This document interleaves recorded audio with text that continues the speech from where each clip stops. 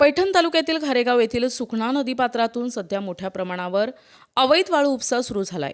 विशेष म्हणजे आडूळ महसूल मंडळाचे अधिकारी आणि तलाठी कर्मचाऱ्यांचे याकडे अर्थपूर्ण दुर्लक्ष होत असल्याचा आरोप केला जातोय।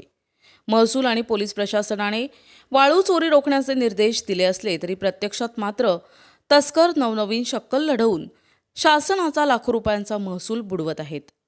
घारेगाव, पिंपरी आणि एकतुणी या गावांमधून वाहणाऱ्या सुखना नदीच्या पात्रातून मागील काही महिन्यांपासून वाळू तस्करांनी उच्छाद मांडलाय।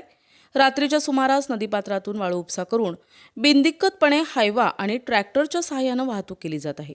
सकाळी आणि सायंकाळच्या वेळी हे ट्रॅक्टर परिसरात उघडपणे फिरताना दिसत असूनही प्रशासन कोणतीही कठोर कारवाई करताना दिसत नाहीये। महसूल विभाग आणि पोलीस प्रशासनाच्या या सुस्त कारभारामुळे यामागे घोडे नेमके कोणाचे असा प्रश्न आता नागरिक विचारत आहेत। प्रतिनिधी आप्पासाहेब भावले, NTV न्यूज मराठी, पैठण।